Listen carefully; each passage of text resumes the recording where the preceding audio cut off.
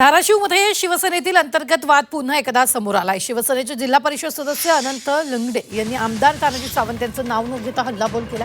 विधानसभेपासून जिल्हा परिषदेपर्यंत विरोधकांना रसद पुरवणाऱ्यांनी आम्हाला सांगू नये असा सूचक इशारा लंगडेंनी दिला। यापूर्वी भाजप जिल्हाध्यक्ष दत्ता कुलकर्णी यांनीही सावंतांवर अशाच प्रकारचे आरोप केले होते।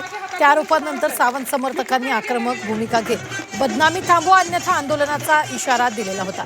मात्र आता शिवसेनेतून आरोप झाल्यानं राजकीय वर्तुळात खळबळ उडाली।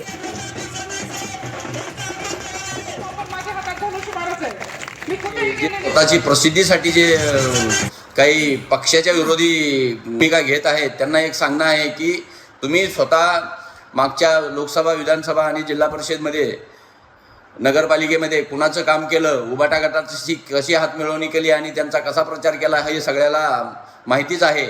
आणि ते ज्या नेत्याचं सांगतात त्या नेत्यांनी विधानसभेत, नगरपालिकेत, जिल्हा परिषदमध्ये शिवसेनेच्या विरोधी उमेदवारांना रसद पुरवून आपल्या उमेदवारांना कसं अडचणीत आणता येईल याचे प्रयत्न केले, तरी त्यांनी आम्हाला काय करायचं त्यांनी आम्हाला शिकवू नये।